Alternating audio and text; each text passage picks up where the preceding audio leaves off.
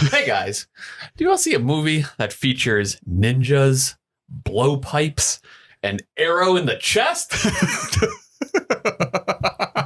If you do, then Revenge of the Ninja is for you. I think those might be my favorite keywords out of all the ones we've done.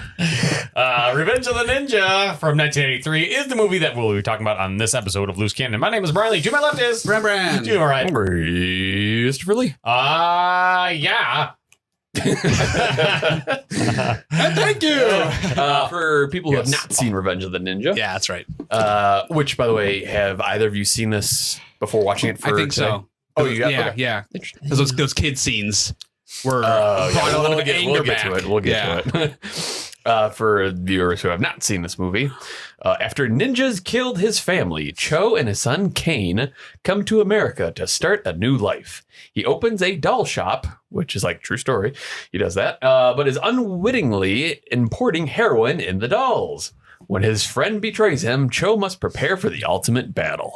I didn't know heroin's white. If it's powdered, I have no idea. I'm not that cool to know what that's. Brand, do you recommend Revenge of the Ninja? I do not. I really want to, but no. Christopher?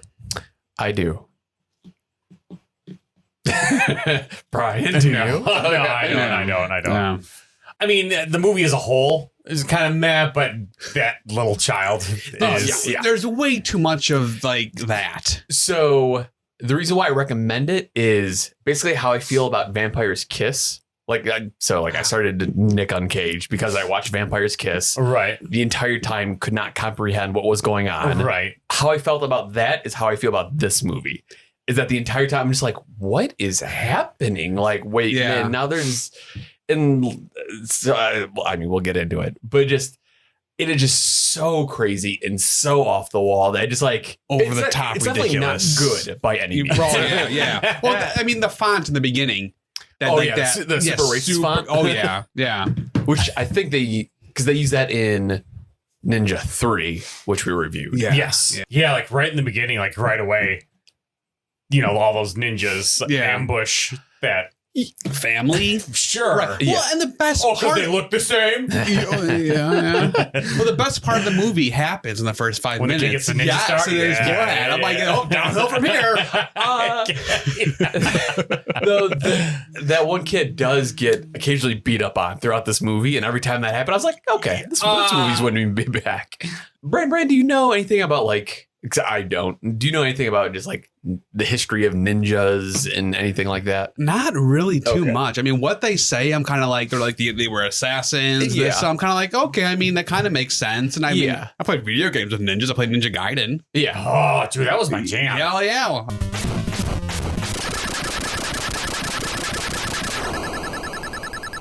I feel like I didn't make it very far in the game. It's a hard game. I made it like pretty far once, and I've never done it again. I've gotten through like I think like the 5th floor or something, or 4th. I can't remember how high it goes, but yeah, I was very proud of myself, and no, never again. I think I mentioned it a few episodes ago, but I finally beat Ghost of Tsushima. Oh, I was going to ask you about that. Really yeah. Okay. So that's about like my only like reference point. The only reason why I bring that up is I always thought ninjas, it was like, a lone assassin who kind of like sneaks in, wipes out a whole bunch of people and like kind of sneaks away in the night. Yeah. But in this, it's always like there's a dozen of them, as an army. In the day. Yeah. They're wearing all black in the middle of the day. Right. Like, so hot. Yeah. Well, that too. Oh, when they duck down. Bright red headbands. Yes. Like what? Oh, let's hide in the grass. But like, let's show our heads. Yeah. So we can see too.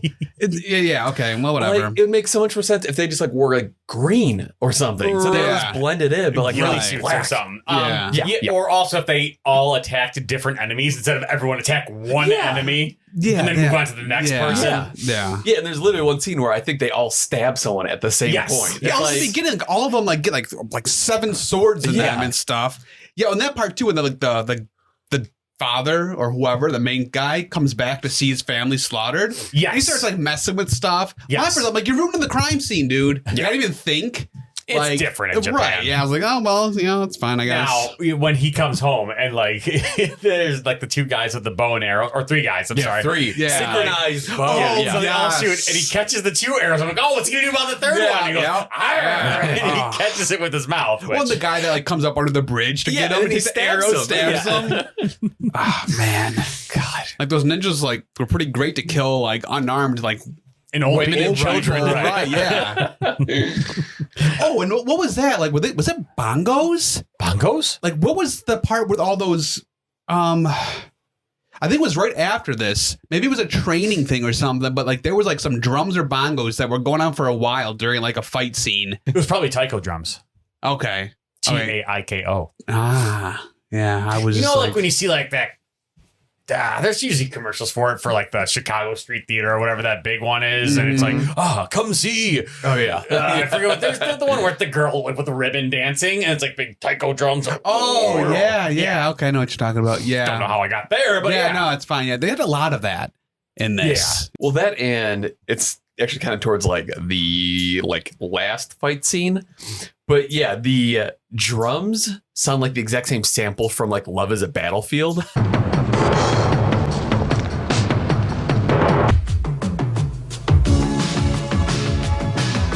Like, oh, all right. They use that multiple times they do. Throughout. That's how you fight off bad guys, is by shimmying at them. When they fast forward to 6 years later, I believe. Yes, I think so. Yeah. They fast forward to 6 years later, and the kid who was a baby is now a kid, and he's walking with his grandma. His haircut is unbelievable. It's the best. Like that's probably the best feature that kid has. Like, sure, you could like fight and kick, whatever. Your hair, though, man. Yeah. Right. You got it going. Yeah, it's but like he's walking with his grandma, and then like here comes like this group of kids, like let's get him. Right, and they're like what, maybe 10? Right. Like a gang of, yes. Yeah. And the little kid beats them all up. And oh my god. Yeah. And there was like the 2 kids where one kid, he's like, yeah, let's get him, and like the one hops on his bike and the other one tries to launch him. Yes. I'm like, what was the end goal there? It didn't really make sense. It kind of showed the kid could beat up other kids, and the dad gets pissed, and the grandma's like, oh, that's just his nature. Yeah. Well, right. And that's the thing. The fight choreography and the gore with the adult fight scenes isn't good. Right. So when there's a scene of like children fighting, I was like, oh yeah. I did appreciate the pocket sand though. Pocket sand. Yeah, that was great. His voice was very annoying though. It was. Yeah. Well, every time they fought, it was all added. Like even when that one part where the bad ninja like kicked the can, and it's like, yeah. But he kicked it. And I'm like, you kicked the can. You don't have to say, yeah. You don't have to do your chaw. Well, and the kid's an idiot too. He's like, he grabs the doll. He's like, maybe if I just pull it off, and it'll just land perfectly fine on the ground. I was stupid kid. And it was weird because like the main character guy, like he was overdubbed, right? He must have been. Yeah, I think so. He always talks like this. Yeah. Like, but then. So I thought it was just he was talking that way because everything was really serious. But then when it goes forward 6 years and he's like talking with Kathy, the blonde, like, he's like, Kathy, you helped me so much. Right. And I'm like, let me pay you. Like, and she's like, no, I want you or whatever. Yeah, she had the that was a weird dynamic. It really was, yeah. Why'd she have no pants on? Yeah. I don't know. I think she was worried about freedom of movement. Yeah. No, but even it says like, because she's like, I want to work out, and he's like, if you want to work out, you forgot your pants. Yeah. And throughout the entire course of the movie, I couldn't tell if she's a good guy or a bad guy. So I think she was a bad guy, and then she turned good. Yeah, because at the end, the bad ninja's like, it's like, you have too much of a conscience or compassion or something, so we're going to put you in a hot tub. Yeah. Towards the end, they put her in a hot tub and the son in a sauna. It's like, oh. And like when they put the kid in the sauna, it's like, okay, so in order for it to keep heating up, you need to keep that door closed. But he's like, how do we feel about the Italian mobsters? It was so corny. Yes. Just over the top. like oh, forget about it, like just Right. but it kept my interest because it was just funny. Yeah. Like Yeah, that was probably it was a like caricature for sure. So that wasn't too bad. Yeah. And the main guy really felt to me like a C grade Joe Pesci. Yeah, definitely. He seemed like more of like he was an extra in other movies, and like Right. one of the guys was like, he might be he looks like an Italian guy, whatever. Right. He could be Italian. And for in us. one scene, like he's like wearing a robe, and it had like the Pocket square. Yeah. It was they really hammed him up. They really did. They really did. Yeah. It also seems weird. I feel like I've seen it in other movies, but it seems weird to get a massage in a room full of other people. That angle was not flattering on that guy. No, He's like, no. I'm like, Was that the part where he told the two guys to go steal the dolls? Because remember what that one guy looked like? Oh, yeah, that's right. Yeah, because he's like, no, because that's when they were outside. He's like, it's so like I thought, he's got machismo. He's like, hey, chief. Yes. Literally, Yes. walks over a chief. Yes. But it's really a white guy in a wig. Yep. But yeah, like when he's like, hey, chief. He's like, oh, Yeah. I'm like, what? He's got like the moccasins Yes, on. you remember to scalp him. Yeah. I'm like, oh no. This is And then he fights and he pulls out the hatchets, the tomahawks, and I'm like, they really. he was my favorite part. The Oh chief. yeah, it was It's like it's pretty equivalent to like when Danny DeVito is playing the chief and It's Always Sunny in Philadelphia. You know anything about the tainted water supply? I am a casino owner, detective. Why would I know anything about the tainted water? And that whole robbery theft scene was pretty ridiculous too. Well, all of that. He does all of that, and then they get away. Yeah, I mean, even like the bad guys are getting away in the van, and then the main character Cho, like he's just holding on. Yeah. And he's getting dragged on the street. I was like, right. his legs would be so messed up. Yeah. There's so many Well, like his pants did tear. yeah, the pants. The skin was fine. Yeah. It's that ninja skin. You know, Yeah, it's really very tough. like bamboo. Yeah. Dude, I got a pair of Duluth jeans. I heard. Dude, best pair of jeans. With ballroom jeans, you can crouch without singing soprano. That's thanks to our crouch gusset. Yeah, I have to say I was a little disappointed about that scene. Like it was cool, the fight scene with the dolls. It was cool, but it seemed like every time he would like destroy somebody, they would get up after 3 seconds Yeah. and be okay. So it was kind of like no one sold it. Like watch some wrestling. Like learn that, They were the perpetrators of the beating the NWO took. So it's apparent that one man, two men know all about Sting and where he's coming from. These mobsters and whatever professional bad guys. Yeah. They have this plan to like steal all these dolls. So as like the camera's kind of like panning throughout the gallery, I was like, oh, those dolls are kind of a weird shape. Like, how would you transport like, dozens of those? And it just cuts to a guy putting them in a box filled with newspaper. I was like, oh, like That's only coming from Japan. It's fine. Yeah. They're not going very far. That one, I don't know what he was part of the police force. The only scene I remember with him is when the mob boss's son dies. Yeah, with his yes, girlfriend right. in the bathtub pool jacuzzi. And they were stuck together for some Yeah, reason? yeah, well, because they probably were dead for a bit, so rigor mortis set in. So how do you like pull? Because when you're stuck, you're like, they're not. That's that. I'm just guessing. I have no idea. That was gonna be my main question. Is that like so they both like the guy gets killed because he gets like a blow dart or whatever to the back, and then she drowns because the main villain just like gently holds her down with a sword. Yeah. Seconds, Yeah. And you clearly see her like hold herself down. Yeah. So I'm like, Oh "Ooh, yeah. okay." But yeah, so they just like die in that.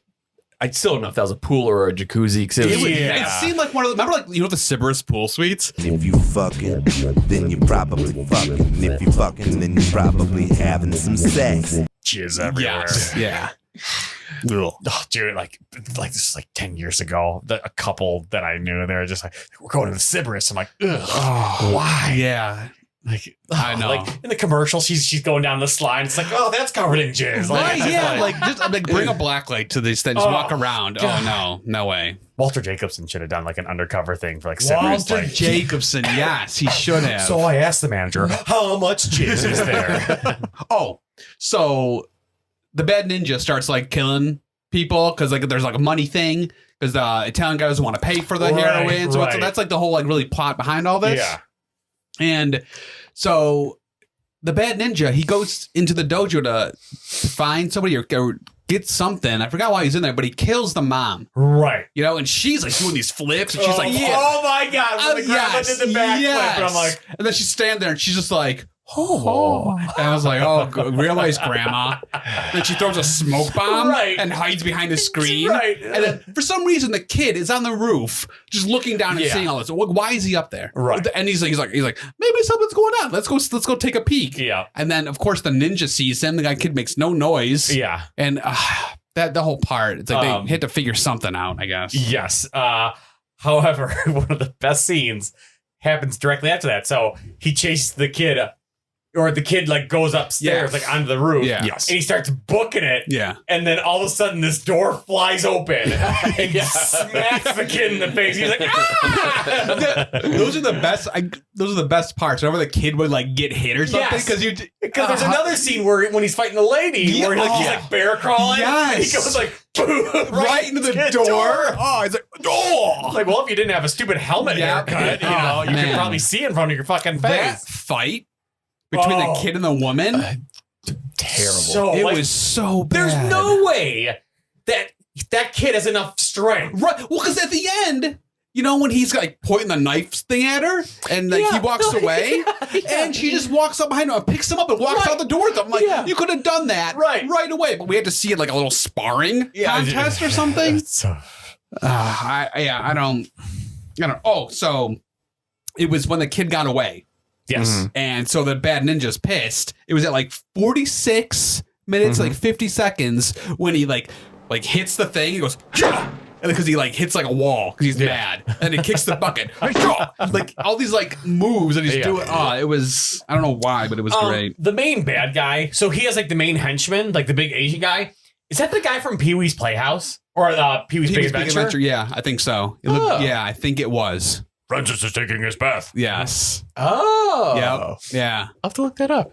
So it was kind of at when the cop karate guy, whatever, ninja guy, when he was fighting in like the hallways. Yes. So many crunches when fighting. Like he would take his arm and like kind of like put his arm over his shoulder. Yes. Here, crunch. Yeah. Nothing happened. He just kind of like put his arm there. Just so many different kinds of like noises that had no place being there. Right. Just, and then I remember at one point, our hero, like some guy, like some other ninja confronts him and he spits out all these spikes. Yes. And I'm like, how has he been holding those in his mouth forever? Yes. And how is his mouth not all fucking fucked up? Yeah. Doing that. He had all these little like gizmos and stuff. And just like, balls to like make flashes and everything. I like when the white and bad ninja guy, like anytime he was going, like he'd pack his suitcase like with like new ninja gadgets. Yeah. It's like, I'll need these today. Oh, that's Monday, not those. Like it's so I know that the actual reason why he wears a mask is because that actor didn't do all the fight scenes. It was like a stunt guy. That's the actual reason why he's always wearing a mask. But don't you think they could have like made up some reason to explain why he wears a mask? Yeah. Like, I don't want people to see me, or like, this is when I studied in Japan, this is what like my sensei gave to me. Like, they could have put in just like a single sentence that explained it. Yeah. Lazy. When the kid is fighting the guy from Pee-wee. Mm-hmm. And like they're battling out, and then the kid goes, "Hey, look, Superman!" He's like, "Whoa!" I'm like, why is that happening? Yeah, that was like that guy should have just taken the kid's head and been like, exactly. There's no way that would have happened. It's I did like the part where it was before the ninja cop was going in and everything, and the three guys with the guns are like, "No, we don't want you." He's like, "I'm here." He's like, "I'm here to help." I think it was 4 guys with guns. Was it? Okay, yeah. one unarmed dude takes out 4 armed men. I was like, yeah, so over the top. Most inept henchman. Yeah. Now, we've talked about gadgets a little bit here, but probably the strangest gadget is having a full paper mache version of yourself. And where was he hiding that? So, yes, I had the exact same thought. Because I was like, so that means at some point before that day, he had to carry that up the stairs or in the elevator. Like a week prior, he's at Michael's, getting materials. It shows him struggling to keep a door open, and some old lady goes past him. He's like, "Oh, come on!" Yeah. Just he's at home watching Golden Girls, getting it ready. These eyes are all wrong.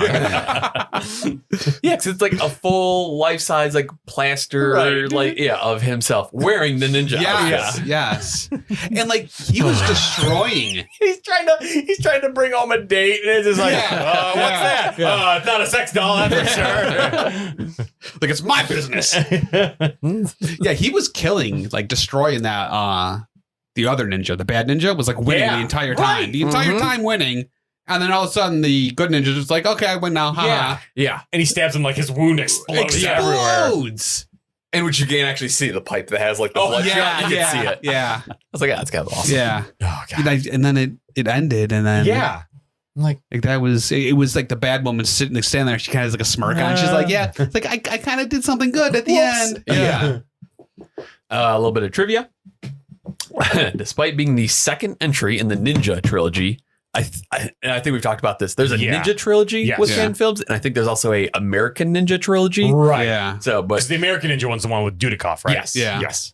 So this is the second entry in the Ninja trilogy. Two buddy ninjas. So it starts with Enter the Ninja. This one, which is Revenge of the Ninja, and then the third one is Ninja 3: The Domination, which we watched earlier. Yes. Wait, which one was that one? Was that the girl? Yes. That one was so much better. So the story doesn't interconnect at all. The only thing that's in common between the 3 movies is the fact that it stars what's his face? The guy. Shô Kosugi. Oh, okay. That's the guy who's in all 3. Yeah. Okay. The little kid is his actual son. Oh. So they did have this similar haircut. Golan called an emergency meeting one day at the Canon offices in regards to the film, which he called a mess. During the meeting, it was Golan who came up with the film's opening prologue that adds more depth to the story. So the whole beginning scene where the whole family gets killed, that wasn't part of the story. Really? It was just going to be, hey, I'm in LA or whatever, selling dolls. Yep. That would have been a mess, even more of a mess. Right. Yeah, because you have no backstory. Yeah. Isn't this movie exactly 90 minutes? Yes. So if you didn't have that scene, this would be what, a 70-minute movie? Right. Yeah, it would have been really short. Yeah. Holy shit. According to Mark Helfrich, he was one of the film's editors. He said that the first assembly of the film that was edited together made no sense the way it was shot. That led to Golan to redoing the film's plot and, again, added that opening scene. Mm-hmm. According to the producer, David Womack. Sorry. Oh, damn. Bobby Womack?